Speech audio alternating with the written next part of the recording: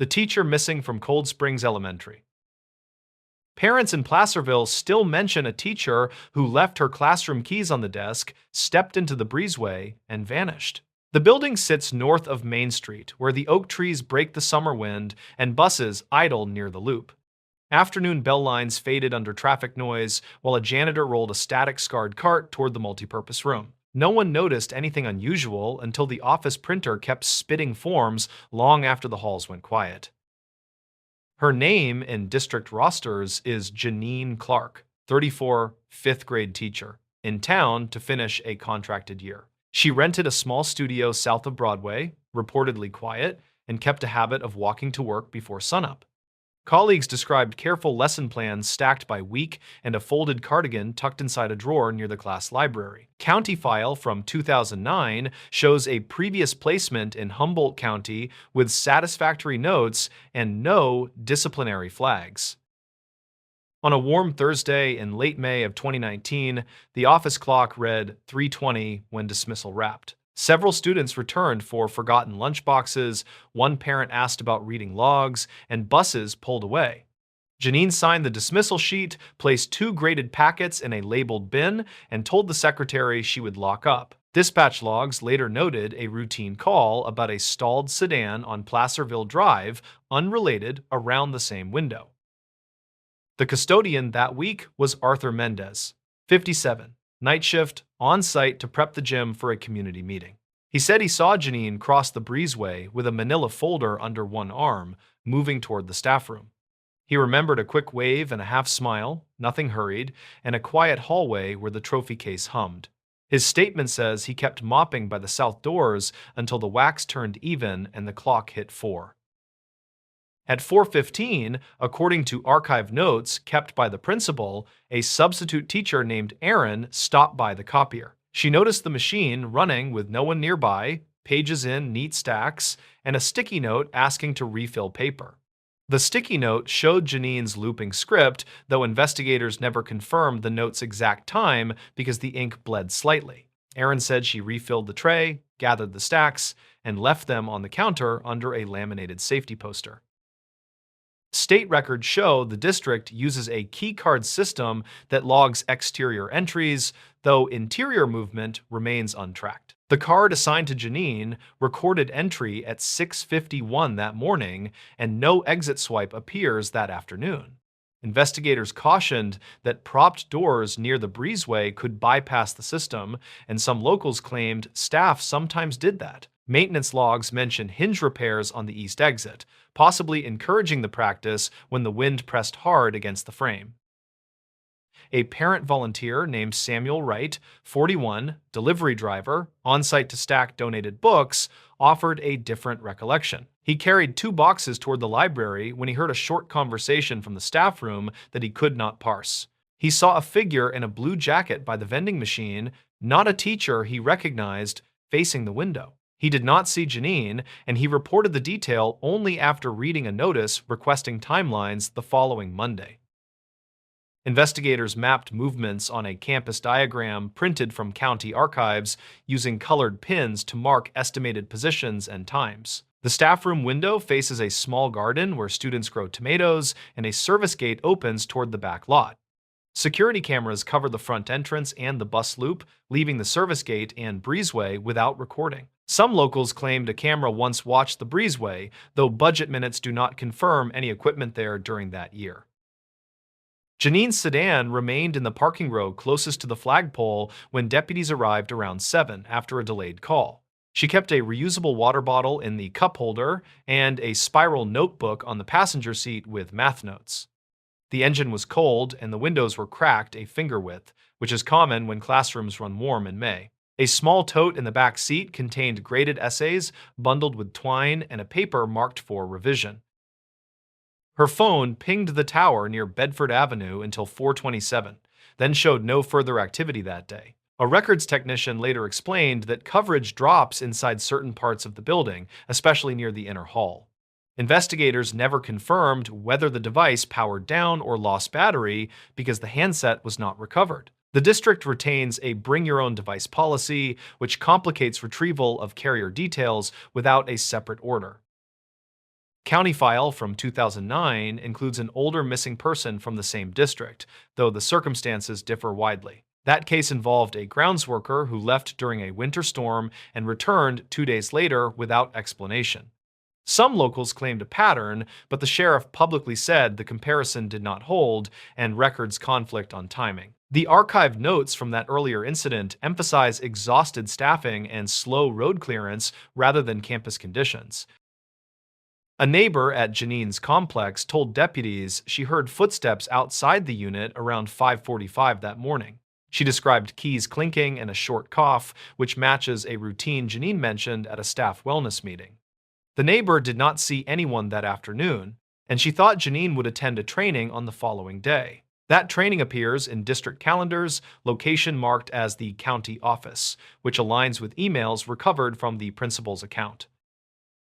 A week later, search teams walked the trails behind the school where oak leaves gather in dry gullies. They checked culverts near the water district fence and traced the drainage channel that runs toward the old railroad grade. Cadaver dogs alerted once near a cluster of trash cans, then lost interest, which handlers later described as inconsistent. Investigators never confirmed that alert because wind and heat had shifted and the cans had been emptied earlier that morning. Friends from her previous post in Humboldt County described a cautious person who favored steady routines over last-minute plans. She called her mother on Sundays, kept receipts in envelopes by month, and logged miles for tax records with tidy lines. In Placerville, she reportedly joined a small literacy group that met near Cedar Ravine on alternating Thursdays for practice tutoring. Attendance sheets show 3 meetings in April and early May, and her name appears on each page in neat print. The principal told investigators that budget season pulled staff into long hours and multiple hiring files stacked on her desk. She said she spoke briefly with Janine about a special education referral, and she promised to follow up by email. That email exists in the server archive, timestamped 112, with a short reply from Janine at 1:14. The reply references a student name that is redacted in released records, which limits independent confirmation of the context. Several community members recalled seeing a white pickup near the service gate at approximately 4, parked crooked with no emblem. A grounds crew worker said the truck belonged to a vendor who repaired drinking fountains, though the schedule lists no visit. Investigators never confirmed the plate because the gate camera did not exist, and statements vary on the exact bumper stickers. Some locals claimed they saw a ladder in the bed, while others remembered a cooler and a tangle of rope. The custodian Arthur later clarified that he locked the East Hall at 4:30, then walked toward the dumpsters. He said the sky had turned pale with high cirrus and the gym smelled like fresh varnish from the morning coat. He rolled the empty cart past the staff room and noticed a chair pulled out, a half banana, and a humming refrigerator. He did not see the manila folder, and he could not say whether the copier stacks had been moved inside. Family interviews indicate Janine planned a weekend trip to Auburn to see an old roommate who waited at a cafe. The roommate sent a message at 6, then another at 7, and assumed traffic had slowed the drive. When no reply came by 9, she called the district number on the website and reached voicemail. She filed a welfare check request, which appears in dispatch logs at 9:23, triggering the evening response to the campus. A teacher from a neighboring classroom said she found a sticky note under a stapler on the following morning. The note read that a parent conference needed rescheduling after a sibling pickup issue, and the signature looked like Janine's line. Investigators never confirmed whether the note was written that day or earlier in the week, and light smudges complicated analysis. The pen used matched office stock pens that many staff share, which limited any useful tracing of ink purchase records. A local who walks dogs near the fence line reported hearing a short whistle from the garden area around 4:10. He thought it was a child imitating a bird and did not approach the gate, which often sticks near the latch. He later wondered if it signaled someone, though investigators cautioned against building narratives from faint memory. His statement was filed, and the report notes residual mower noise from a neighbor's yard that could mimic a whistle. State records confirm that Janine held a valid credential, and her evaluations listed steady classroom management with consistent routines. Her attendance from January through May showed 2 personal days for dental work and 1 sick day after a winter cold. Payroll noted a pending stipend for after-school tutoring, which had not yet been issued when the year closed. None of those items suggested sudden resignation, and investigators emphasized that employment indicators can mislead when other pressures build quietly. During summer, crews replaced the east exit hinges and repainted the breezeway where varnish had peeled under repeated heat. A maintenance supervisor said the project had been scheduled earlier and supplies were ordered before the school year ended. Some locals claimed the timing erased scuffs that might matter, though county guidelines require routine upkeep before fall. Investigators never confirmed whether any scuff carried evidentiary value, and photos in the file show only generalized wear.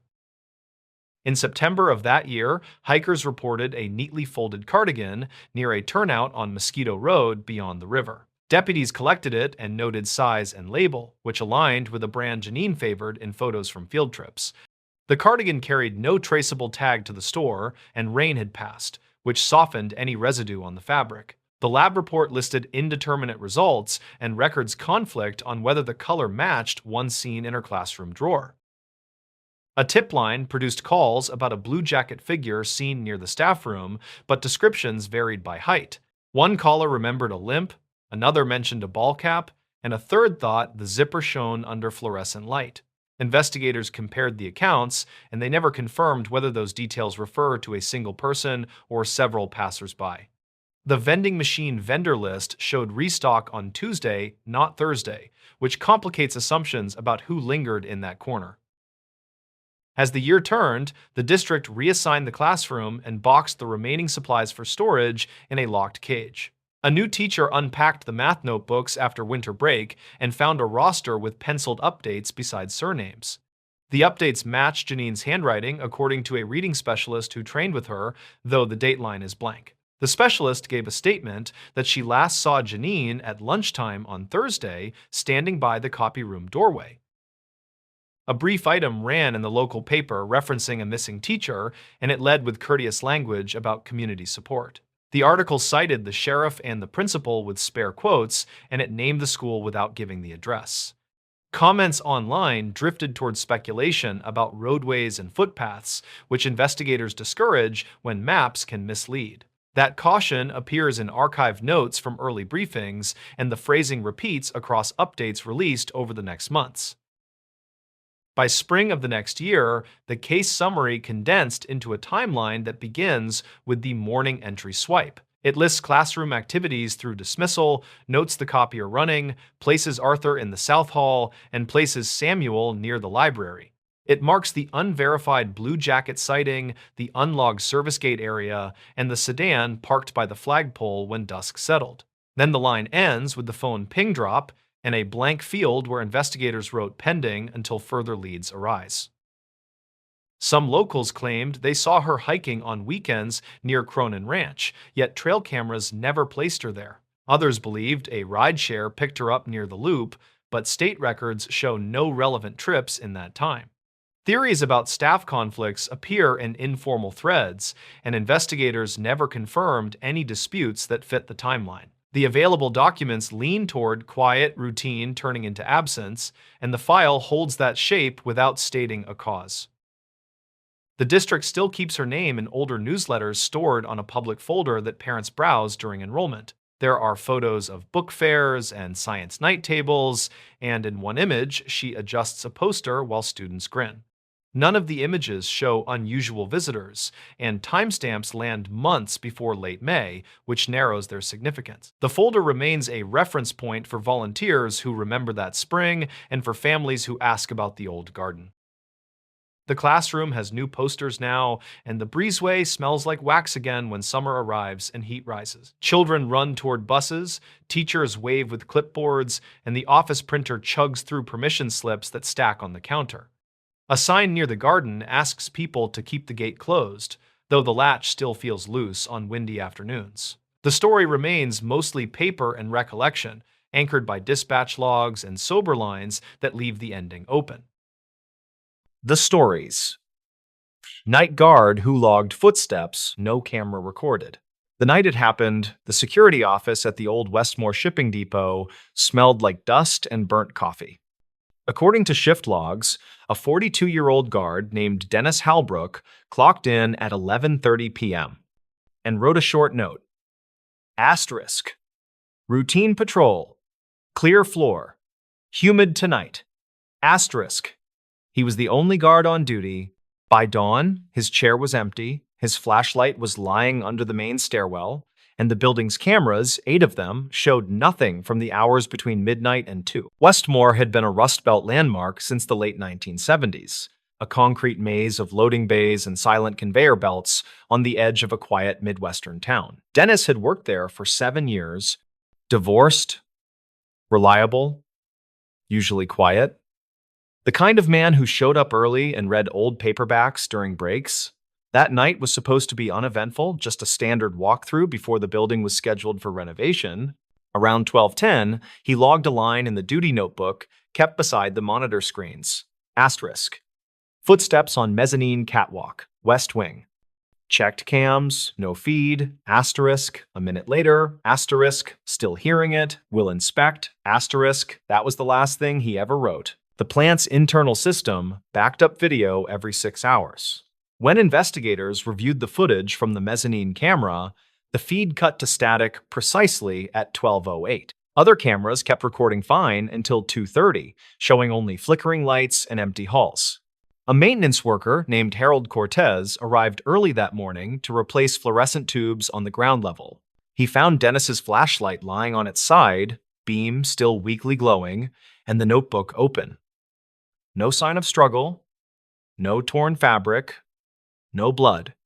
Just footprints, 2 sets tracked faintly through the dust. One set from Dennis's standard issue boots, the other, smaller, bare, leading to the freight elevator that hadn't worked in months. The county sheriff's department filed the case as a missing person. Official notes cited malfunctioning surveillance and probable equipment interference. But people who'd worked there doubted the malfunction explanation. Westmore's night tech, a woman named Carla Wynn, swore she'd serviced those cameras the previous week. They were old, but fine, she told local reporters. The cables were intact. You can't lose a feed that clean unless someone cuts power at the board. Dennis's sister, a nurse named Ruth, said he'd called her the night before. He'd sounded distracted, mentioning he'd found a second badge lying by the locker room door. She assumed he meant another guard's ID, but the company only issued one active credential, his. Archived building logs later showed the same badge used twice that night, once when Dennis clocked in, again at 12:11, opening the West Wing stairwell door. Whoever used it the second time moved toward the mezzanine exactly where Dennis had gone to investigate. By late summer of 2014, the company shut down the depot and cleared out the interior. Cleanup crews unearthed a small personal cassette recorder near a ventilation shaft behind the third bay. It contained about 30 seconds of audio, the hum of lights, a pair of quick footsteps, a metallic clank, then Dennis's voice saying, "Who's up there?" followed by a short distortion burst and silence. Audio engineers confirmed the tape had been magnetically warped, likely by exposure to a strong field, not heat or age. There was another strange detail buried in the sheriff's supplementary report, a mention of radio interference in patrol channels between 12 and 12:30. The on-call dispatcher logged fragments of words bleeding through static asterisk.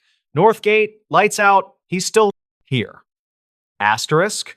None of the other guards were on duty that night, and the next scheduled patrol wasn't until morning. Years later, a local journalist named Owen Ralston revisited the case for a regional history program. He interviewed former employees and found that in 1998, 2 decades earlier, another guard, 39-year-old Gerald Pike, had disappeared during overnight maintenance. Same mezzanine, same missing camera footage, same unexplained power surge. Back then, the report blamed faulty wiring. Ralston tracked down Gerald's surviving son, who showed him an old Polaroid his father had taken before the disappearance. The photo captured the West Wing catwalk at night, lights flickering in the distance. In the lower right corner, partially blurred, was a faint silhouette that seemed to be looking down at whoever held the camera. Analysts couldn't verify whether it was a reflection or a person. But when the journalist compared the layout of that image with modern floor plans, he noticed something: the angle matched exactly where Dennis's flashlight was later found. What made it worse, the timestamp written in blue ink on the Polaroid's border, asterisk, the 3rd of April 1998, 12:11 a. M asterisk was identical to the digital record of Dennis's badge swipe, asterisk 12:11 a. M asterisk, two men, 16 years apart, logged in the same minute of the hour, in the same corridor, just before both vanished. Electrical engineers consulted during Ralston's project suggested a pattern of ground faults that might have caused rolling blackouts localized to one wing, possibly scrambling old analog video circuits.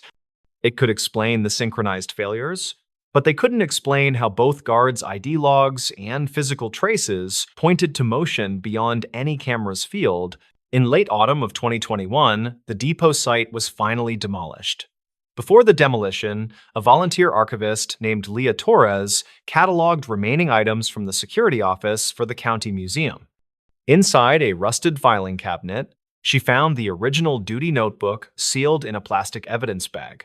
Most pages were smudged, but the last line stood clear under the dried ink. Asterisk. Still hearing it. Will inspect. Asterisk. Beneath it, barely visible under a tilt of light, another faint line appeared, impressed by pen pressure, not ink. Forensic enhancement later revealed, asterisk, recording this time. Asterisk. That phrase matched an unfiled cassette found near Dennis's locker years earlier, the same type used for the warped tape. The archivist played it carefully on a restored deck. The audio was faint, but at the 13-second mark came what experts described as a pattern of steps, counted 7, then stop. The acoustics placed it roughly 10 feet above the ground, consistent with the mezzanine. When news of the find resurfaced, Ralston added an epilogue to his documentary.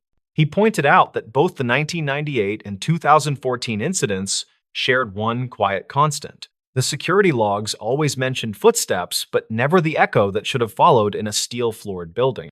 He speculated that the mezzanine's partial collapse during construction years earlier created a space that resonated oddly, bending sound in ways the old analog recorders couldn't track.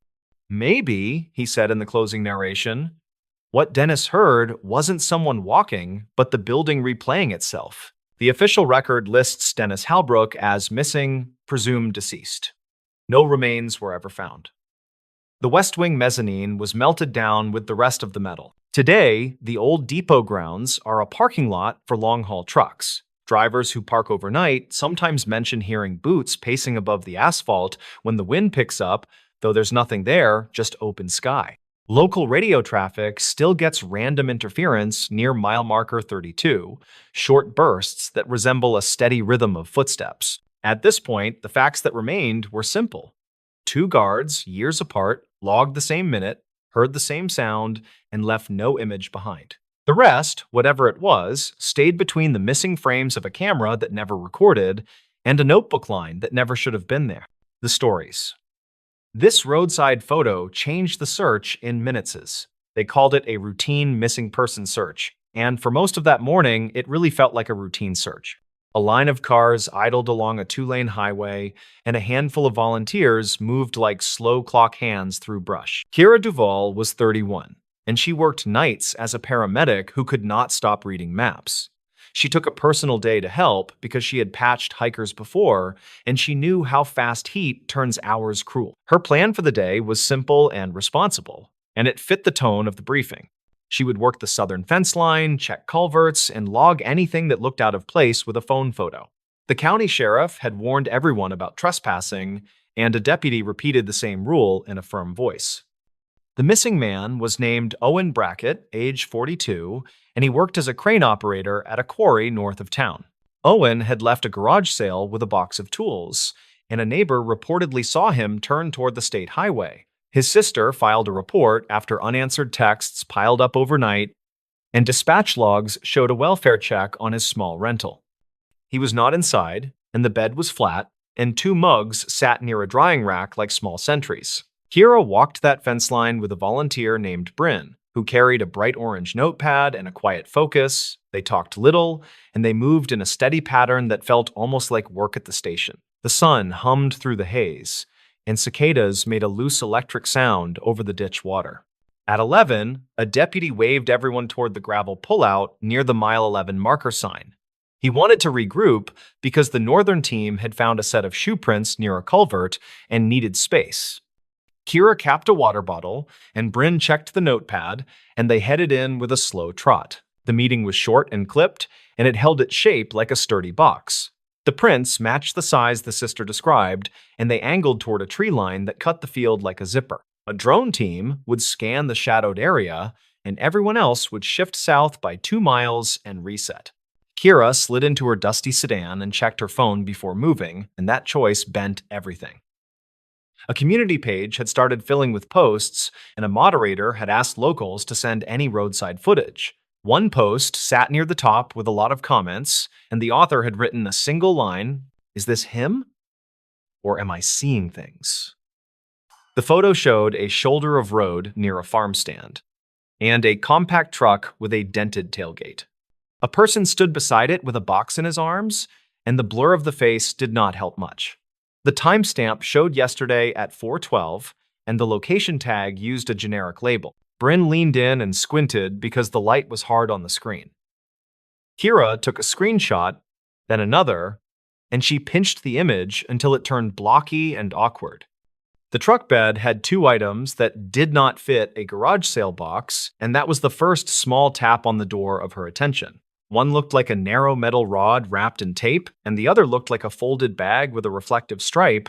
The comments argued about whether it was Owen, and a few people mentioned a similar box. The moderator wrote that the photo had been sent in by a traveler passing through, and that the original file was higher quality. Kira tried the contact button and sent a quick note with her name and the number on the volunteer badge. They drove south to the new grid, and the phone buzzed with a reply that carried a simple greeting. The traveler introduced himself as Linus, and he wrote that he had taken the photo for the farm stand sign. He said he was willing to share the full resolution image, and he attached it with a short, polite line. Kira opened the file, and the world shifted 1 notch toward clear. The folded bag was a safety triangle case, and the wrapped rod was a roadside jack handle with old tape. The truck had a sun-faded sticker for a fishing club 2 counties east, and a circle of mud on one tire suggested a recent dirt turnout. None of that made it Owen, and none of it placed him where the drone team worked hard. Then she saw the highway sign reflected in the farm stand glass, and the letters formed an odd mirror riddle. She rotated the phone and zoomed again, and the sign resolve clicked into place like a knot pulled tight. The number sequence matched a spur route that did not exist near the quarry or the culvert with the prints. Bryn watched her face and asked a question with no extra words. Kira answered in the same thin tone, and it sounded like 2 people trying not to scare a deer. The reflection showed spur 118, which only cut across the western ridge and met the old freight road near the radio towers. That was miles from the organized search, and it was the kind of road people use when they know it well. Kira called the staging number and asked for the sergeant who handled evidence intake at the pullout. She explained that a community submission included a reflection that might place the photo near the western ridge. The sergeant asked for the file, and she sent it, and then she sent a marked-up copy with a red circle around the reflection. Her voice felt steady but pointed, and she stayed inside the lanes of what volunteers were allowed to say. Dispatch called Linus to verify the time, and archived call notes later reportedly showed a clean match with his phone metadata. A deputy drove to the farm stand to confirm the angle, and his body cam captured the same letters when held at shoulder height. The sergeant asked the drone team to hold, and a small unit broke off toward the ridge with a calm, deliberate speed. Kira and Bryn reached the new grid and parked near a cattle gate that had a brown rope for a latch. The radio traffic shifted slowly, and it sounded like someone unfolding a map in a windless room. A second photo arrived from Linus, and it showed the farm stand chalkboard with a faint line of numbers written low. The numbers matched a delivery price list and the date, and a small logo that narrowed the stand to a single family. No private names made the air, and the unit handled it with care that felt almost like a quiet prayer. Kira received a thank you text and a note telling her to continue the assigned grid until instructed otherwise. She felt relief and restraint share one chair, and she went back to ditch water and briars and the chirr of cicadas. A call-out went to a tower contractor who reportedly kept a service log for access gates near the western ridge. He confirmed that a gate lock had been replaced 2 days earlier after being cut, and he sent a photo of the new brass shine. That photo sat next to Linus's image in the channel the sergeant used, and the pair looked like two buttons on a single coat. None of this guaranteed Owen had driven there, and the unit held the line on that sober point. 2 residents near the spur told a deputy they had heard a truck with a loud belt late afternoon, and the detail matched the neighbor's note about Owen's squeal at idle. The deputy wrote that down as a witness statement, and he did not add any flourish beyond the time. A camera at a decommissioned way station still recorded to an old cloud account, and an archived clip reportedly captured the same dented tailgate. Kira thought about how people leave a breadcrumb trail even when they do not mean to leave anything. The farm stand glass, the chalkboard, the way station cloud, and the tower log drew a path that no single person owned. She worked her grid with a calm pace, and she answered Bryn's small questions with the patience of coworkers at a long shift. At 2:15, the radio clicked alive in a tone that set everyone breathing shallow for a moment. A unit had found a compact truck pulled off on a shelf road below the western ridge, and the plate matched Owen's registration. The truck sat at an angle with 2 wheels and scrub, and the safety triangle case was open near the bumper. A box of tools rested on the passenger seat with a folded receipt that listed sockets and a tape measure. They did not broadcast names, and they did not describe medical conditions over the air. The sergeant used a spare line to request medical support that fit a non-emergent transport. A paramedic unit rolled in from a highway turnaround, and Kira watched the dust rising from miles away like a signal made of powder. Hours later, an official note stated that Owen had been found alert and dehydrated, and that he had messaged family. The truck had a failed fuel pump and a dying belt, and he had tried to flag help before climbing for better reception. He slipped on loose gravel by the cut and decided to wait, and his phone battery gave up near sunset. He stayed close to the truck, and he drank the bottled water from the garage sale box that had sounded so ordinary. The investigation continued in the tidy way that follows relief, and it collected details that felt useful but unglamorous. The farm stand owner confirmed the timestamp on the chalkboard through a drawer receipt that matched the hour of the photo. The tower contractor saved his gate log for the file, and the way station clip was downloaded before the old cloud account could rotate storage. Nothing in those artifacts turned dramatic, and all of it built a single sturdy ladder that reached the shelf road. Kira went home after handing over her notes and a neatly labeled folder of images. She sat at her kitchen table and felt the quiet ring in her bones, like something that wanted a name. The day had not been lucky, and it had not been heroic, and it had not been cinematic either. It had been a long, tight weave of small, precise things that met each other at perfect corners. She texted Bryn a simple line and thanked her for the careful walking and the steadiness. Bryn replied with an emoji, then caught herself and sent plain words that matched the briefing rules. She wrote that the photo had been the hinge, and that Kira had noticed the hinge before anyone else did. Kira answered with a line that cut the praise in half and kept the useful part. A week later, a brief statement appeared on the county site and did not mention volunteers by name. It thanked a traveling witness who had shared a clear image, and it thanked locals who stayed off the ridge during the search. It emphasized the value of precise information, and it asked the same thing people always get asked when time turns cruel. Share what you see, and do not guess more than the picture allows. Kira read it during a station break and thought about the reflection in the farm stand glass. She thought about how often truth hides in edges and mirrors, and how a mile marker can sit inside a pane like a secret. She filed the day under a private label and promised herself to keep looking for letters where letters should not be. That promise felt like a job that anyone could do, and also like a job that some people never think to try. When people later asked about the moment that moved the search, the answer sounded almost too small. A traveler took a picture of a sign, and a volunteer noticed the wrong route in the reflection, and a team shifted. The story made no room for grand statements, and it did not need a raised voice or a perfect ending.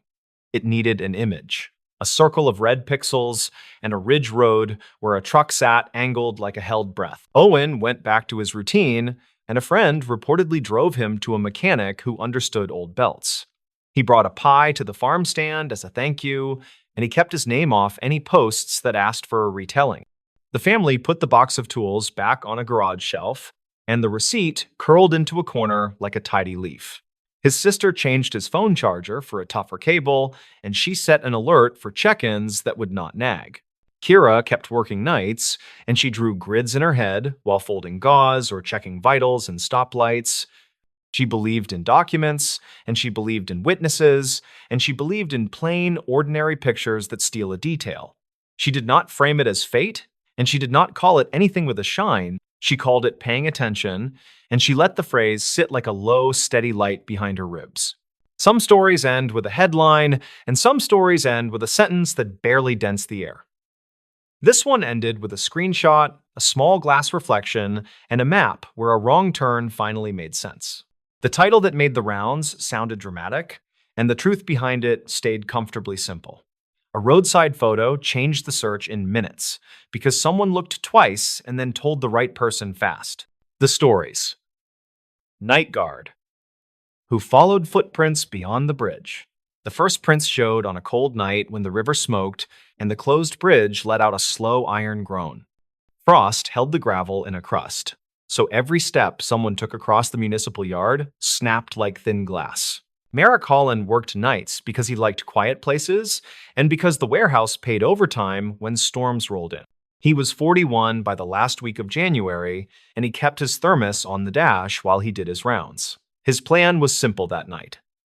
Check the north fence. Check the generator shed. Sign the log before dawn and head home on the empty road. He saw the prints on his second pass, and their path made little sense when he stood still to study them. The footprints curved toward the pedestrian bridge that crossed the narrow river, which had been closed since late autumn while crews waited on parts. A chain link panel barred the entrance with a sign that warned about unsafe decking, and Marek knew the sign by heart. He radioed the dispatcher with a routine note, since procedure made repeaters of careful guards. He kept his words easy. He said there were footprints where there should be none, and that he would check closer. The reply was scratchy and bored, and Marek almost laughed at the familiar tone. The treads were small and tidy, like work boots with a diamond pattern, and each step pressed the frost to a dark oval. The prints went right up to the chain link panel, then slipped under at a low spot where someone had pulled wire loose. Marek knelt and touched the ground, and cold shot through his glove while he reset the bent ties. He peered down the dark shape of the bridge and decided he would not walk out there in the cold wind, not without telling someone first. He called again, then kept his flashlight tight to the decking while he stepped forward, and he felt the bridge vibrate under his boots. He moved slow because he always moved slow when he could choose between slow and fast. Halfway across, the prints turned to powder as the frost thinned, and he had to scan both sides for scuffs on the gray boards. He found a faint line where grit had dragged, like something heavy had been pulled by rope. On the far side, the deck ended at a set of concrete steps that dropped to the river path, and here the prints deepened again. They pointed left, past an old pipe cradle and a low stand of scrub willow. Reports in the fall had mentioned fissures along the bank after hours, which was normal, and a few had been moved along without trouble. A clerk at the gas station had told an officer that a man bought batteries and duct tape in the same visit, which was normal enough, though people sometimes remember strange details when asked at night. Dispatch logs showed power dips near the intake station from time to time, and maintenance had chalked that up to loose connections in cold weather. Marek followed the prints along the river path until they vanished near a patch of bare gravel that the sun struck most days, even in winter. He stood there and listened. Somewhere upstream, an owl made 3 soft calls, and a semi rolled past on the highway with a roar that shook the willow branches. He decided he had gone far enough for one night. He photographed the prints on his phone and headed back, and he wrote a careful note in the log before dawn. By the next shift, the frost lifted late, and the yard lights burned a clean white circle on the gravel. Marek checked the generator shed first and noticed something he could not shake. The small lock on the diesel cap was scuffed, and a scratch ran from the cap to the lip like a hose had rubbed, while someone steadied to wait. He checked the fuel slip from the last delivery and did the quick math. The level looked low by a few gallons, which could happen, and which also could not. He spoke with Celia Karp in maintenance the following afternoon because Celia knew more about the place than anyone in the office. Celia was 58 and had worked 3 floods and 2 droughts, and she kept a pocket notebook with every code for every panel. She said the power dips had been shrugged off by city, and that nobody had time to pull the panels until spring. She said the bridge closure made her nervous because blocked paths invite shortcuts. On the 3rd night, Marek went to the bridge before his first pass, and he crouched at the chain-link panel with a small bag of sidewalk chalk from the supply closet. He rubbed a pinch of red chalk into the dirt under the gap and dusted the decking where the prints had scuffed before. He wanted a way to tell if someone crossed again, and he wanted to see where the dust went when the night did its work. He made his rounds slower than usual and kept his eyes on corners where things hide without trying. The radio remained quiet until midnight. Then a call came in about a coyote by the south gate. Marek drove down and found only wind, and he thought the call felt like a joke he had heard before. He logged it anyway, because logs are the bones of quiet jobs. When he returned to the bridge, his light caught the faintest red sunset on the boards, and he felt alert in the way he liked. The chalk had smeared in a thin line toward the far steps, and the dust trailed down to the river path. On the gravel, small red flecks marked an arc that led behind a stack of old culvert pipe where few people bothered to look. He moved closer and found a cooler wedged inside a culvert mouth, and an inverter buzzed inside like a tired hornet. A length of clear hose lay coiled by the cooler, and the nozzle had a strip of duct tape where a leak had been patched. The setup looked temporary and careful, like someone trusted routine more than luck. Marek called dispatch, and his voice stayed even while he chose words that would not set hairs on necks. An officer drove down the service road and met him by the culvert, and they stood and listened together. The officer did not rush, which Marek respected, and the 2 men watched the bridge until the wind shifted. The officer said he would put a note on the morning brief, and he asked Marek to keep eyes open without playing hero. The phrase made Marek smile, and later he did not tell that part to anyone. In the days after, Marek traced the quiet pattern that repeats when someone abuses access. He checked camera angles and discovered the north yard camera had been bumped on a date that matched a power dip, and the new angle showed the sky more than the gate.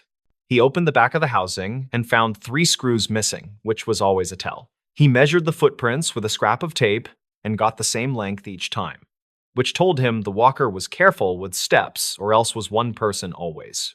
He walked to the diner 2 blocks away during the afternoon and chatted with the cook named Huxley, who knew every vehicle that rolled through after midnight. Huxley said a man in a dark jacket sat late 2 nights a week, always with a single cup of coffee and a pocket radio on the booth seat.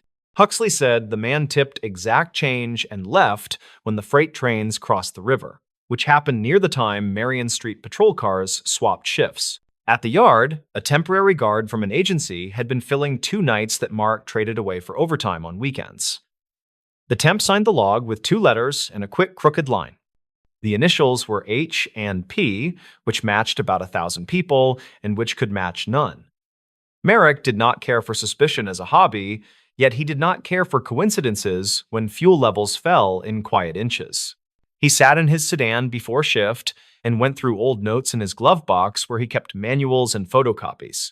A contractor named Deacon Varelli had lost access in 2017 after a billing fight, and his crew had worked the intake station on that very river path for years. Marek wrote the name on a small card, then tossed the card at once, because names can lead you down the wrong hall. He kept his attention on the temp schedule instead, and he compared logs against the chalk nights and the reported coyote calls. On a dry Tuesday, red chalk showed again on the gravel, and the cooler in the culvert had moved 2 feet, which looked like a nervous person trying to outsmart the obvious. Marek called the non-emergency number and asked for a quiet presence, and officers waited with their lights low behind the old salt shed. Marek did his rounds with wide loops and checked his watch without seeming to check, and he waited on the near side of the bridge by the chain-link panel. A figure came over the crest like a shadow that had business, and the boots set down in precise little ovals. The man wore a dark jacket with reflective piping like the agency issued, and he carried a duffel that sagged from weight. Merrick stepped forward and kept his light on the ground, and he spoke steady without trying to sound like an actor. He said the bridge was closed by order of city, and he asked if help was needed. The man froze and looked left toward the culvert, which told Marek the only thing he really needed to know. The officers stepped from behind the shed, and everything stayed dull and true from there. The duffel held a 12-volt pump, a power bank, and 2 hoses cut to different lengths. The cooler held the inverter and spare tape and a stack of empty hand warmers, which can keep batteries alive just long enough between dips. The generator diesel cap carried the same tape residue as the hose, which tied the loop neatly enough for any careful mind. In the report that later circulated, details sat plain without flourish, which is how such documents talk to the world. The temp guard was named Harley Pruitt, age 36, and he had worked a roster of small night jobs that rewarded boredom more than skill. Archived calls showed he had reported animal movement at the south gate on the nights when the pump likely ran, which kept eyes away from the river path.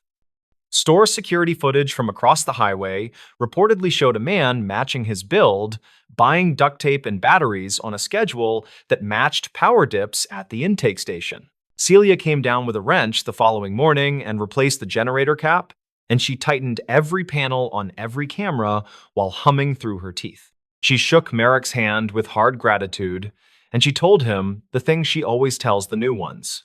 Quiet places are never empty, and attention is the difference between a close call and a cleanup. People in town talked for a day, and then they talked about weather and games and a boat stuck on the ramp. Merrick logged his shift and ran a cloth across the dusty dash, and he looked once at the bridge where the chain link panel still hung crooked. He felt a small weight lift, which felt almost like pride, and then he felt something more like relief. He went back to the prints in his head, and he ran the path out again from the first night to the last. The steps had led beyond the bridge in the way tracks tell their whole story, and the red chalk had given him a quiet map. He thought about the way a small problem can hide inside a larger closure, and how a closed bridge invites someone to think rules are only suggestion. He drove the empty road home before dawn, and the river threw thin fog across the low bend like quiet breath. Merrick did not decide to keep working nights forever, and he did not make any grand vow. He thought instead about the small habits that keep a place honest, and the way a single set of prints can reveal a patient plan. In a town that prefers routine, a careful person with time can pull things apart slowly, unless another careful person keeps watch and asks simple questions that carry weight. By spring, the bridge opened again with new planks that smelled like fresh-cut pine, and families leaned on the rail to watch geese slide by. Some people remember a rumor when they cross, while most only hear water and light traffic and the chatter of kids. Merrick crosses when his route calls for it, and he never looks for drama, though he notices scuffs out of habit and checks if gates sit straight. He keeps chalk in the glove box still, and he keeps a small card that reminds him that attention wins more often than luck. The card does not carry a name, and it does not need one, because the lesson was simple and dull and true. He followed footprints beyond a bridge that everyone ignored, and he found a tidy machine made for taking small pieces of a place that trusted silence. Quiet work gave him back a little faith, which is worth more on a night shift than any badge or speech. When people ask him why he noticed, Marek says it was the shape of the morning frost and the numbers that never add fair. He tells them he just kept walking where the prince asked him to go, and he wrote things down when they mattered. He says a bridge is still a path even when closed, and that someone will use that fact to their advantage at least once. The rest of the time, he does not say much, and he lets the town hold its small stories without fuss, because most of them end with someone paying attention and returning what does not belong to them. The ferry passenger who never disembarked at Sitka. On a cool morning in Sitka, port workers watched a ferry ease through Sitka Sound while gulls traced slow circles overhead. The vessel's horn rolled over water that smelled of kelp and diesel and early rain. Among the manifested arrivals, one name would reportedly remain unanswered at the terminal doors. People wheeled bags across wet pavement while radio traffic clicked and paused around the ramp. The absence did not ring alarms first, it only lingered as a missing footstep in a practiced routine. The passenger, listed as Charles Weaver, was 62, a retired accountant from Spokane traveling to Sitka to visit his younger sister. He had boarded at Juneau 2 nights earlier, carrying one rolling suitcase and a canvas daypack. A purser noted his quiet demeanor and a habit of reading schedules taped beside stairwells. State records list his height, his gray hair, and an emergency contact with a Washington area code. His purpose in Sitka was simple. He planned to help arrange minor repairs at a family rental. The crew roster that week included a junior deckhand named Ian, 27, who worked nights cleaning rails and checking life rings. He remembered a man matching Weaver's description standing alone near the stern during the long run south. The wind carried spray and conversation toward the cafeteria, where lights stayed warm through the small hours. Some travelers slept against windows, while others played cards near vending machines that hummed against the bulkhead. Ian said he noticed the man review a folded map, then pocket it when the aisle cleared. Dispatch logs from the terminal record the arrival time at dawn, with light rain sweeping across Baranof Island. The ramp grounded against the apron, and trucks rolled off while several pedestrians gathered under a metal awning. A clerk scanned barcodes as passengers filed past a yellow line where a guard checked random bags. The logs show a brief power flicker in the terminal hall, then a reset that lasted under 1 minute. No incident codes were assigned, and operations resumed without delay or comment. Weaver's sister reached the terminal late after a stalled school zone detour near Sawmill Creek Road. She parked near the chain-link fence and watched the last pedestrians scatter toward taxis and waiting relatives. By her account, the rain slowed and a mist sat low across Crescent Harbor. She checked her phone and called twice. Without success, the calls rang without answer, and times were stamped in her provider records. She later told officers she felt uneasy without any specific reason beyond a silence that extended past habit. When baggage carts emptied, a single gray suitcase circled on the belt with no claimant stepping forward to lift it away. The tag matched Weaver's name and routing, printed in black on a laminated slip. A terminal agent moved the suitcase behind a counter and wrote a simple note on a clipboard. No alarm was triggered because unclaimed luggage appears with predictable frequency on rainy mornings. The agent set the suitcase on a shelf and returned to help a couple searching for a misplaced fishing rod. Archived notes taken that afternoon indicate officers spoke separately with 2 travelers who remembered a man fitting the description. One was an art teacher from Sitka who sketched whales from the solarium during the night hours. She recalled the man leaning on the rail near Mount Edgecombe's faint outline when clouds parted for a moment. Another was a mechanic from Ketchikan who said the same man bought coffee twice and asked about taxi prices in town. Investigators never confirmed the timing with receipts, and no surveillance covered the solarium benches. The county file from 2009 in a separate missing traveler case shows a similar pattern of unclaimed baggage and unclear disembarkation. That earlier file included a ferry manifest, a terminal sweep, and door checks against wind gusts that sometimes move latches. It also noted how passengers occasionally exit through service doors when following crew in reflective jackets. In that instance, the traveler was located later at a motel near a cannery road after walking away in heavy rain.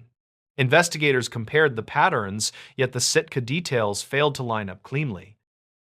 Ferry officers reviewed internal access logs for closed stairwells that connect vehicle decks and passenger spaces. They found no anomalies, only routine entries by maintenance staff checking bilge alarms and a cleaner replacing paper towels. A camera near the cafeteria recorded partial views of faces during meal hours but missed the corridor leading to the aft lounge. Reviewers watched the files twice and logged timestamps at 5-minute intervals to mark movement clusters. Some locals claimed an extra gap appeared near the end of the recording, yet technicians reported no dropped frames.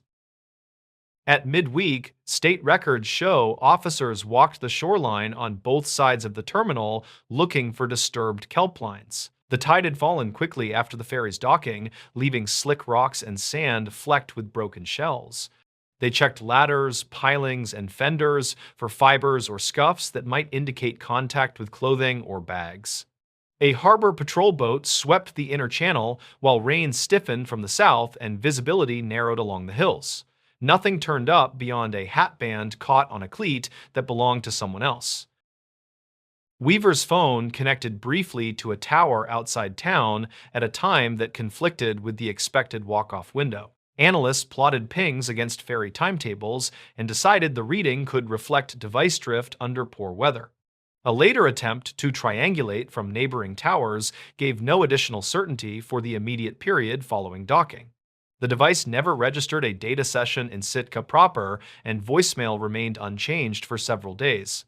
The phone was eventually found powered down inside the gray suitcase held behind the terminal counter. When officers opened the suitcase with the sisters' consent, they found clothing folded tightly and a small bottle of vitamins. There was also a spiral notebook with mileage notes and simple arithmetic tracking gas costs for earlier segments of travel. A handwritten list named tasks in Sitka, including a visit to a plumbing supplier and a stop at a family storage unit. Nothing suggested immediate plans beyond errands that fit a short visit. The day pack remained missing, and no one recalled seeing it after the ship's cafeteria closed for the night. A taxi dispatcher reportedly checked logs and found no record of a pickup under Weaver's name during the docking hour. Drivers sometimes accept cash riders who wave at the curb, which complicates documentation on wet mornings when lines are short. One driver remembered a man stepping toward the curb, then turning away while fastening his jacket.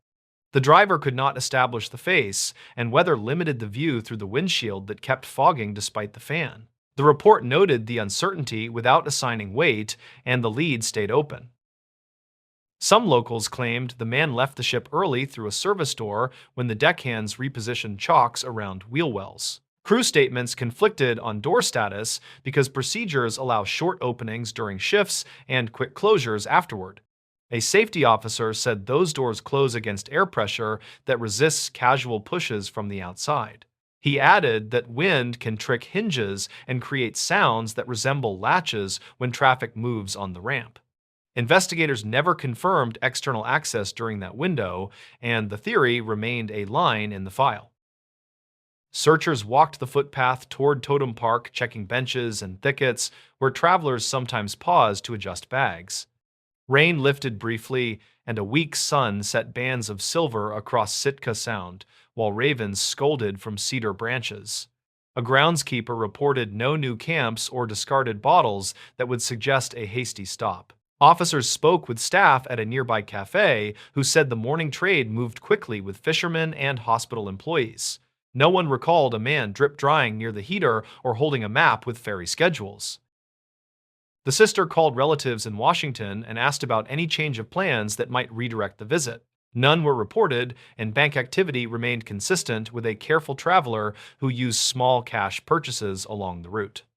A credit card charge at Juneau showed a ferry cafeteria meal during a schedule break between legs. There were no Sitka charges and no attempts at withdrawals from machines that dripped onto the pavement near the lot.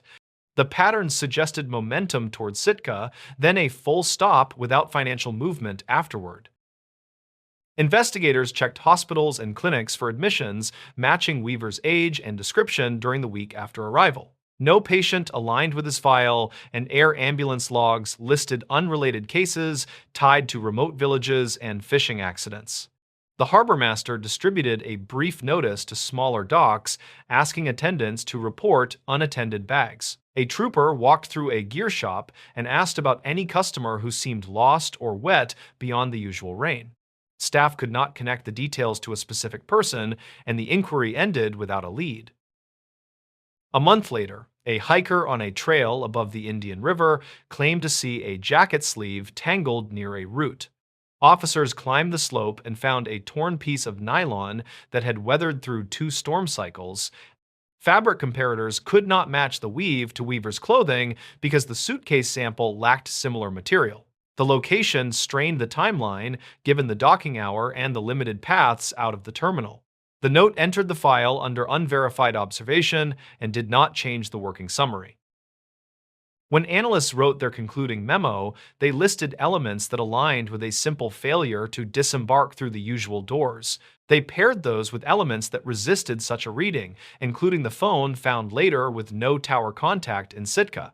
They added a paragraph on ferry architecture and how movement patterns complicate any reconstruction when cameras leave gaps between spaces. A final section summarized the sister's persistent calls and her quiet visits to the shoreline in the weeks following. The memo ended with language indicating records conflict and that the absence remains without a confirmed path. Years later, the terminal agent remembered the morning every time an unclaimed bag circled the belt after a rainy docking. The memory did not carry definitive images, only small impressions tied to radio clicks and the short flicker in the hall. State records continued to list Weaver as missing, with a note that he was last associated with a scheduled ferry arrival. The file stayed active in annual audits and drew brief attention whenever travelers asked about old cases related to the route. Nothing further emerged, and the routine at the dock moved on with gulls in diesel and rain. The stories. This highway turnout kept a secret roadside ledger. The turnout sat 3 miles past the hill crest, where the shoulder widened and an old guardrail curled around scrub pines. It looked like any layover patch on a western freight route, wind-scoured and sun-bleached, the kind of place drivers used when the low gear cooked too hot. Ivo Calderon was 34 and worked highway maintenance out of a county yard near a small valley town.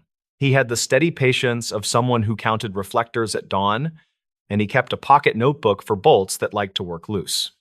He planned a simple loop that Tuesday: swap a cracked mile marker, replace a dented sign, check the culvert at the turnout. He pulled the county pickup beside the rail and killed the engine, and the quiet after the fan belt felt too clean. He had heard drivers call the turnout a good place to let brakes breathe, and earlier dispatch chatter mentioned a stalled sedan reported before sunrise. The sedan was gone now, but a dark rectangle pressed into gravel showed where tires had slept. He walked the rail, tapped bolts with a wrench, and found a new scar where the metal had curled inward like a knuckle. He crouched to look for glass or plastic, and his fingers met tin. The box felt cold despite the heat, wedged under the rail post with 2 flat rocks bracing it tight. He checked for snakes first, then slid it out with a sand scuff. Inside was a ledger wrapped in a cut trash bag, bound with string, edges rubbed thin as old denim. On the first page, someone had printed Mile 37 turnout, keep it dry, return it where you found it. The handwriting was neat, each line pressed with a heavy hand that understood trucks and weather. The early entries read like a log of small trades, which made sense in that place and on that road. Diesel siphoned and replaced with cash, jump starts marked with initials, spare brake light bulbs counted like borrowed pencils. The dates were written carefully as words, like 2019 and 2020, and then the numbers stopped for a while when the world went strange. He flipped to a recent page and noticed a different style, lighter ink and quicker strokes that curled on the downstroke. It said, "Skimmer crew parked by mile 32 according to a driver. Call the county before you accept a tow." Another said, "Gray sedan with a trailer ball gave bottles and left at dawn. Check camera near the crest for plate." He looked at the tin again and found a folded slip beneath the ledger that smelled like lemon cleaner. Someone had written, "If you find this and you work the road, please look at dispatch logs from last winter." He recognized the phrasing and the gentle push, not a demand, more like a tired neighbor asking you to look through a fence. He set the ledger back in the tin, snapped a quick photo for memory, and secured the box the way he had found it. The air felt still, and a low thunder came from the downshift of a distant semi that needed the long lane more than talk. He got in the truck, scratched a date in his pocket notebook, and drove back toward the yard with the uneasy feeling of stepping on a path with fresh footprints.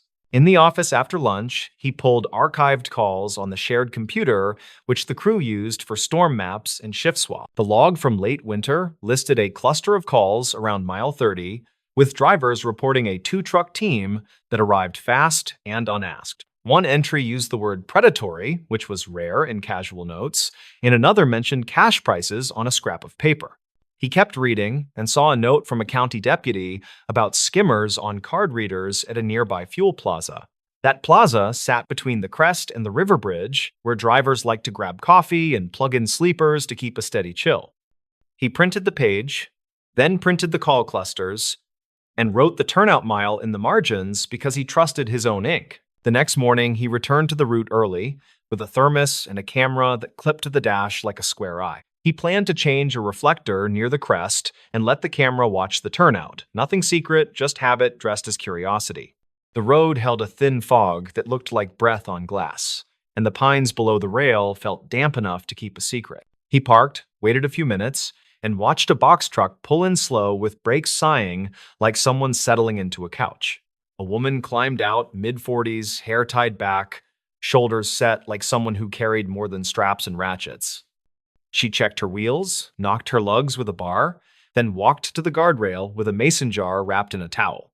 She crouched where the tin lived, did not look around, and worked like a person who practiced in silence and noticed the small things. She took the ledger out, slid in the folded towel, wrote 3 lines, then added a smaller page clipped by a binder clip that made a sharp click. He felt guilty watching and looked down to pretend his coffee needed attention, which it did not, but pretend worked anyway.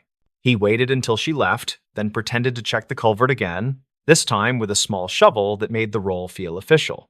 He eased the tin out, opened the ledger to the fresh page, and read a tidy note that felt like a breadcrumb. It said, "Tow crew again, near mile 32 last night. Reportedly told a young driver they worked with the county." Another line said, "I am leaving 4 bottles of coolant and a bag of rags for anyone stuck with a pinhole." He wrote a line himself, kept to the ledger tone, and made sure the ink did not bleed through on the thin paper. He wrote, "County maintenance checked the turnout, no affiliation with tow crews, call dispatch if pressured." He tucked his page under the binder clip and slid everything back, angling the rocks to wedge firm because small rituals matter when the wind gets ideas. He drove to the fuel plaza later that morning, the one near the bridge where the skimmers had allegedly lived, and asked around. The cashier, a young guy with a careful haircut, said a retired radio operator sometimes handed out paper maps to drivers who looked lost. Reportedly, he kept notes on who needed help and who pushed scams, and he liked the old ways more than the new screens. The cashier said, "You want Arlene, not me," and pointed at the small sandwich counter where a woman was sorting bread with clean hands. Arlene had the posture of someone who had stood for decades without complaint, and her eyes moved fast like she listened with more than ears. She listened to Evo explain his job and his curiosity, then nodded once like a shop teacher hearing a decent plan. She said, "There is a book, but we do not write full names because we do not want fights here." She said, "Some truckers leave notes about who helped, and sometimes they warn about boys who show up too fast with chains." She added, "A retired dispatcher named Theo started it after 2014 when the corner got tricky, and people forgot how to flag without yelling." Ivo asked if anyone had brought up mile 32 in the last month, and she looked past him like she was reading a chalkboard on a far wall. She said, "A kid in a small coupe said 2 trucks boxed him at night and tried to sell a winch like a miracle." She said the kid left when another driver pulled behind him with hazards blinking, which often makes a different kind of math happen. He thanked her and bought a sandwich he had not planned to buy, then sat in his truck and wrote lines in his pocket notebook. He marked the phrases retired dispatcher, ledger, tow scam, and noted that older hands tend to leave cleaner trails than noisy crews. He waited for his coffee to cool, then called the deputy listed on the winter logs and left a message saying he was checking a few things near the crest. The deputy called back that afternoon, voice calm, words clipped like someone who learned to talk over traffic noise. The deputy said there had been several reports of quick tow teams and a few complaints about skimmers, but nothing firm enough for a charge.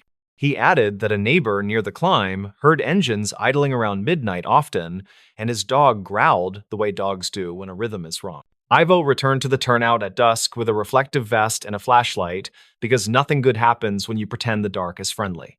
He checked the tin and found another page, this one printed with careful block letters like a patient teacher.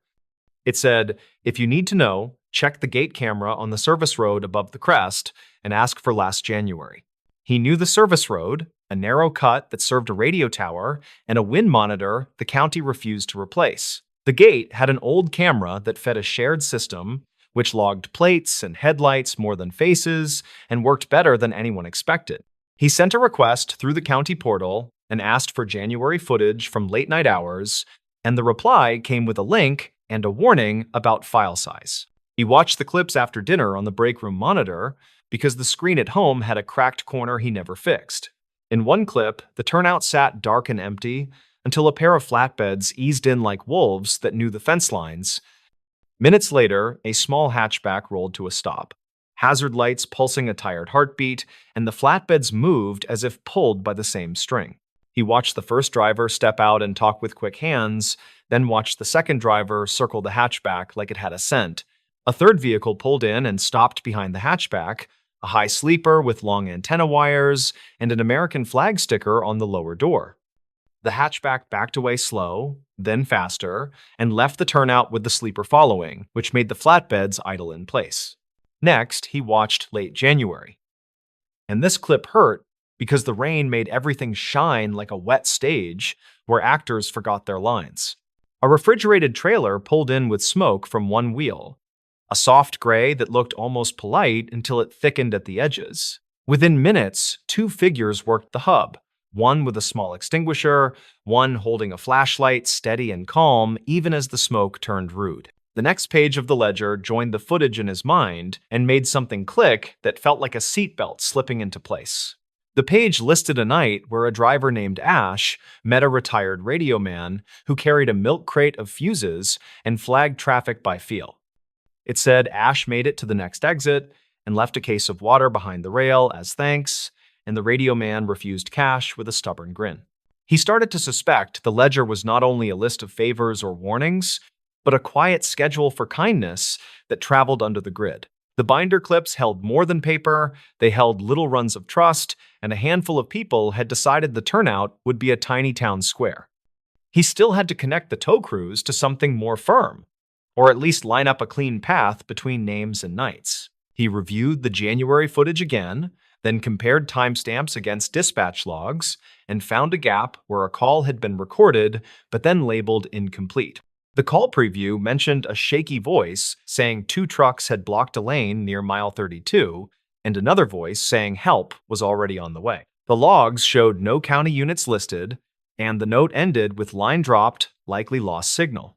He printed the clip stills and wrote notes by hand, careful to keep letters large and unhurried because speed ruined more ink than rain. He visited the plaza again and asked Arlene if she knew a retired radio man named Theo, which made her mouth twitch like a bad joke arrived late. She said Theo still came in on Thursdays to trade old surplus radios for stories he liked better than the radios themselves. On Thursday, she waved Evo to a small table near the window where a thin man sat with a canvas cap and a careful breath. Theo looked at the stills without touching them and asked easy questions about wind direction and how long the trucks had stayed put. He read the ledger note photocopy and raised one eyebrow at the refund line where someone had scratched out an unkind word. Theo said, "That book started when we lost a pullout after a washout in 2014 and needed somewhere to map goodwill." He said, "We kept names light on purpose. No addresses, no hero stories, just notes that kept people honest enough to look in the mirror." He added, "I have reported the crews twice with plates, but the plates led to a rental maze that likes to erase footprints."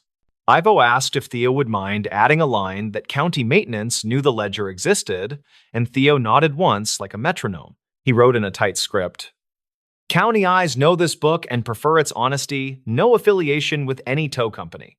He slid the pen back with 2 fingers, then told a quick story about a snow chain locker that used to freeze shut and how a hammer can respect stubborn metal without breaking it. The next week, Evo placed a small metal cabinet behind the rail, painted brown like the dirt, no markings, no lock, just a storm latch. Inside, he put rags, coolant, a cheap inflator, and a folded card that said, "Call dispatch and wait if anyone pressures you about towing." The ledger went into the cabinet with its tin, and a note asked writers to close the latch because the wind enjoyed rude jokes. Word spread in the slow way good habits move when they do not ask for attention or applause. Drivers left cleaner notes with times and directions that avoided names, and one traveler wrote a careful line about a black dog that lay near the rail at night to watch tires pass like planets. A deputy added, quietly and without badge number, that a new camera watched the Mile 32 shoulder from an angle the crews did not expect. In early summer, a box truck driver named Kelda wrote about a man who flagged her down and pointed to a soft tire, then asked for cash. She wrote, "I offered water and a phone call, and he left without names," and a second car watched from the shadow near the sign. 2 days later, someone wrote, "Gray sedan again, park lights off, backed away when two vehicles pulled in together. Report filed at the substation." The plaza cashier taped a simple note near the register that said, "Tow authorization is free by county phone. Ask before you pay anyone." The retired radio man drew a small map to the turnout for a college kid hauling a couch and told him to rest his brakes in the shade because patience kept families alive. The kid returned a week later and left a bag of chips and a soft drink in the cabinet with a note that said, "Thanks for the air." Ivo felt the road change by inches, the way a river shifts after a downed tree moves just enough to stop a hidden whirl. He still checked bolts and reflectors, he still swept glass after fender kisses, he still logged storms the way farmers count clouds. He also read the ledger when the latch stuck, and he understood that small tools, shared quietly, can be stronger than loud plants. In late summer, a line appeared in a new hand, careful and slow, as if the writer wanted the words to stand up straight. It said, "Two trucks tried a price on a young couple in a silver van near mile 32 last night. Another driver blocked and called." It ended, deputies arrived, reportedly took reports, crews left before plates could be confirmed, camera angle improved view. Ivo printed that line for the deputy and handed over the catalyst chain he had assembled, which was not a case file, just a path. The deputy said thanks without a smile, and later called to say a larger investigation had opened that spanned beyond their stretch of quiet hills. He did not ask for the ledger, and he did not tell Ivo to stop watching. He only asked that the book stay clean of full names to protect decent people. The turnout kept breathing in its slow way, heat riding off gravel in visible waves that made everything wobble and dreamlike. The ledger pages grew soft at the corners, and someone glued reinforced strips to the spine with care that matched the first handwriting. Now and then, a new driver wrote a sentence that sounded grateful for a simple jug of water left by a stranger with a pencil. A local professor left a note about starting a small roadside history project and asked if anyone minded a photocopy at the library. Theo wrote yes, but keep the copy without names, use dates written as words, and call it the Mile 37 book. The library later displayed a scan that showed a landscape of small trades and warnings, nothing dramatic, just a community stitched by traffic and time. Ivo stopped keeping his own separate notes once the system felt stable enough to grow without him tugging at every thread. He still checked the cabinet latch, still wiped dust off the tin, still tightened bolts with gloves that smelled like oil. And Sunday, he understood the ledger worked because it was specific but humble, and because no one wanted ownership beyond a steady line and clear daylight. When the wind came down from the ridge and the pines whispered like a big crowd that agreed on the same joke, the turnout looked ordinary. It still hid a storage of rags and coolant. It still held a book with entries written in hands that learned patience from asphalt. It still sat 3 miles past the crest, where trucks let their brakes breathe, and people learned to slow down enough to see one another. He remembered the first time he had levered the tin from the dust, felt the weight of words that did not need a speech. He thought about the winter calls, the quick hands at the hub, the quiet driver who blocked a box and made the math different. He thought about how a secret can be a responsibility more than a thrill, and how some secrets work best when shared carefully and left mostly unremarked. Arlene kept handing out maps and sandwiches, the cashier kept teasing drivers about their sweet tooth, and Theo kept trading radios for stories he liked better. The deputy kept watching Mile 32 from an angle that made crews uncomfortable, and the plaza lights kept throwing a honey glow across damp pavement after late rain. The road kept moving people who carried every kind of trouble and hope inside their glove boxes and on their dashboards. The ledger held a few blank pages that looked like future mornings and late nights, and the latch kept closing with a soft click. Travelers kept adding lines that sounded like a handshake, and the turnout kept holding small proof that strangers can decide to be neighbors. The book did not stop every scheme, but it hurt the margins enough that different plans made more sense than the old fast money ones. Ivo still checked the culvert after storms, still measured sediment against last season, still logged a snake sighting when a thicket rattled like loose change. He knew the ledger would change hands again eventually, not because he wanted it, but because the road decides and the people follow. He trained a new hire to watch for bolts that work loose and told him that some fixes start with a pencil and a jar. If anyone asked why the turnout mattered, he would point to the cabinet and the scrub pines and the clean lines of the rail.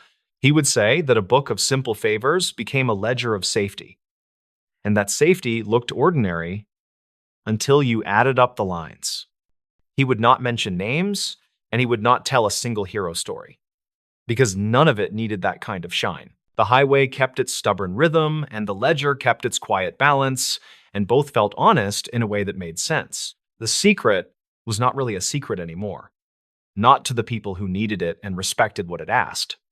It asked for neat lines, shared tools, clear times, and the courage to arrive with hazards on and no need for applause. The cabin door that never opened in Hoona, Alaska. Locals in Hoona still mention a cabin off Port Frederick where a door reportedly refused to open during a search. The story circulates in marina talk and winter gatherings when icy straight winds push boats against the floats. People repeat details from memory and clipped reports, then pause when the timeline begins to blur. They say nothing supernatural happened, yet the door remains the problem everyone avoids naming. The central figure was 47. A maintenance carpenter named Richard Vale who came to Hoona for seasonal repairs on public cabins. He carried a tidy set of tools and a habit of writing dates on masking tape inside hinge plates. His stated goal was simple work and steady pay while his brother managed their mother's treatment in Juneau. He rented a room above the harbor office and paid cash for fuel and dry goods. According to archived notes at the city office, neighbors saw Richard wheel a cart of lumber down the boardwalk on a Wednesday. The weather held bright and cold, with early ice clinging to the shaded rocks along the shoreline. He loaded the skiff before noon and told a harbor aide he planned to check a cabin up Port Frederick by evening. The aide reportedly reminded him about a predicted squall that might arrive after nightfall. Dispatch logs from that week show routine calls for ferry coordination and a stranded truck near Game Creek. Richard's name appears once with a simple request for weather, then the line ends without a follow-up. State records list his seasonal permit and a recent renewal for small engine fuel storage. No citation or complaint mentions him before the date the cabin door enters the file. A fisherman named Caleb Norton, 58, told friends he saw a skiff hugging the inside of Crab Bay that afternoon. He pointed to a notch where wind lines rarely flatten, suggesting the operator knew how to steal quiet water. The timestamp on his phone camera places him on the float when the skiff left the harbor. Some locals claim the man at the tiller wore a bright cap, though investigators never confirmed the color. The cabin sits back from a narrow cove where spruce hides most of the shoreline from passing eyes. Its porch faces southeast and catches thin light after noon when the tide pulls weed from the rocks. Records conflict on who last signed the logbook before Richard, and the ledger paper shows a rip that obscures a date. A county file from 2009 references a similar repair visit with no noted issues. 2 days later, a guide reported a skiff tied clean at the cabin float with the bowline doubled. The fuel can sat upright and dry, which usually means no scramble during landing. The porch steps showed shallow scuffs that looked like work boots rather than soft camp shoes.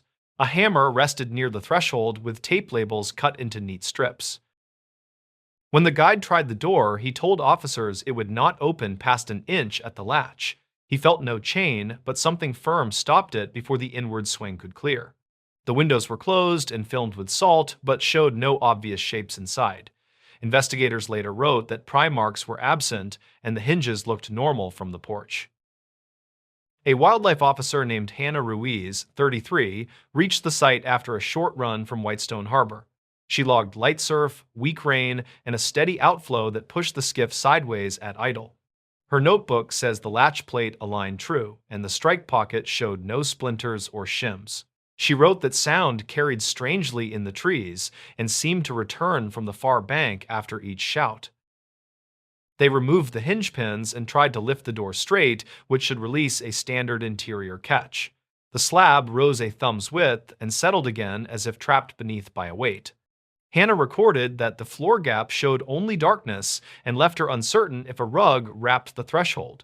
Investigators never confirmed the presence of furnishings beyond a small table noted in older maps. A second attempt used a slim wedge to feel the interior space, guided by a small light and careful hands. The wedge met resistance that felt like stacked boards or a cabinet pushed flush, though measurements failed to agree. Some locals claimed a new cabinet had been delivered that week, which warehouse staff later denied. State records include no invoice for that item under Richard's seasonal account. They circled the cabin and checked every window frame for pry damage or fresh putty that might suggest an interior brace. One corner showed a streak that looked like boot rubber near the sill, leading back toward the steps in a faint arc. The ground held little shape because rain had erased crisp edges across the duff and needles. Archived notes mention a single nail in the dirt as if dropped during fastening work. The skiff carried Richard's tool crate with tape labels on nearly every handle and bit. Inside lay screws, sorted by length, and a folded sheet with hinge spacing drawn in pencil. The sheet uses block letters and short words that match notes found in his bunkroom ledger. The ledger mentions a plan to replace a warped slab if the existing door failed the swing test. Hannah radioed the harbor and asked for permission to breach the wall if a medical check demanded entry. The dispatch reply reportedly advised caution because ownership paperwork listed multiple agencies with overlapping rights. They decided to leave the structure intact until a supervisor could reach the site with written clearance. That delay is the piece that people return to when they discuss what happened next. During the pause, a weather line pushed down Icy Strait and dropped sleet across the cove until evening. The boats sat heavy at their lines, and the shoreline disappeared behind a sheet that blurred the trees. A loud crack came from the porch like a board shifting under new pressure inside. Caleb later told friends the sound carried across water in a clean way he did not expect from wet wood. When the team finally entered the cabin, they did not use the door that prompted the call. They took a panel off the rear wall where an old vent had been sealed with light screws. The interior smelled of resin and cold ash from a stove that held no visible ember. Notes describe a floor swept clean and a cot made with square corners beneath a wool blanket. The obstruction proved to be a cabinet frame set tight against the latch side with shims that pressed the slab inward. The frame showed careful cuts that matched Richard's tool marks and tape labels for orientation. A finish nail still held a piece of blue tape with a handwritten arrow pointing toward the jamb. The tape carried a pencil line that read "Test Swing Only," which introduced the hardest question in the report. If Richard built the frame for a test, he needed a partner to release the pressure from the outside when he finished. The notes do not show a second worker on the schedule, and marina staff remember no one riding with him that day. Some locals claimed he trained a part-time helper earlier that month, but investigators never confirmed a name. Records conflict on whether a volunteer crew worked that week on nearby structures. A folded jacket hung behind the stove with a badge from a Juneau supply shop sewn near the cuff. Inside a pocket, they found a receipt for fasteners and a small envelope containing 3 screws shorter than the others. The receipt date reads early in 2019, and the vendor stamp matches Richard's earlier purchases. The envelope shows a faint smear as if handled in the rain before drying on warm metal. They checked the shoreline for signs of a second skiff that could have ferried a helper away after dark. The tide range that week was broad and wiped many edges clean between morning tides. A plank floated against the weeds with a staple at one end and pieces of blue tape stuck to its side. Caleb believed it belonged to the cabinet frame, though the cut length did not match easily. The cabin journal waited on the table with 3 lines that appear in Richard's careful hand. The first lists hinge spacing and a reminder to check swell along the bottom edge before planing. The second notes a stiff turn at the latch and a light bind he planned to measure again after tea. The third reads, door doesn't open and stops short at the margin without a period. A day later, a private pilot reported a lone figure near the mouth of Game Creek carrying a coil of line. The sighting time sits close to dusk when the flats take color and distance grows hard to read. The pilot reportedly radioed a brief note, then banked toward Teneke before weather closed the gap behind. Investigators never confirmed the figure's identity, and the area held no clear prints the next morning. State records show no bank activity on Richard's account after that week, and his room key remained on a nail. His brother came from Juneau and stood on the dock while officials summarized the findings from a short clipboard. He asked whether the doorframe could trap a person by accident if a shim slipped under load. The answer in the file reads unlikely, but does not fully exclude a rare bind if weight shifts after pressure.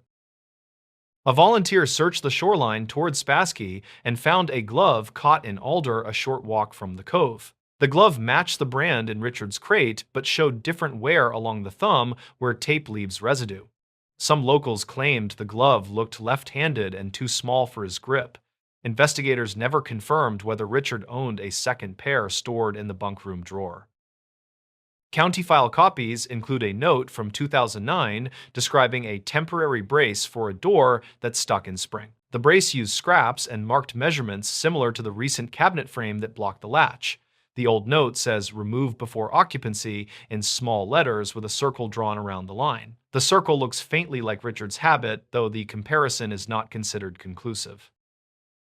A weather station near the mouth of Port Frederick logged a short spike of gusts on the night of the first delay. The spike coincides with the loud crack reported from the porch during sleet and falling light. Technicians wrote that siding can flex under wind and shift an interior frame, a fraction that changes pressure. That explanation sits in the file beside the question of who would place the frame so precisely. When the cabin reopened months later, the door swung true after planing and a fresh coat across the slab. The cabinet pieces were stacked neatly under the porch with labels still holding to their edges. A ranger added a line to the interior log, asking future workers to avoid test braces near active latches. Visitors still run a palm along the jamb and say the swing feels heavier than it ought to feel. Richard's name remains on a list of unresolved disappearances linked to coastal communities scattered across the archipelago. The list contains notes about boats, short flights, and quiet trails that meet the water before turning inland. Officials keep the file open and accept tips that reference times and places rather than theories. People in Hoonah speak evenly about such things and prefer facts that fit inside a ledger line. Some nights, the harbor grows very still and voices travel from the fuel float to the last finger pier. A deckhand will point toward the dark shape of Port Frederick and mention the door that started with a simple test. The older hands will nod and explain that wood moves when weather presses long across the grain. Then the talk returns to ordinary work while the cove lies quiet behind the trees.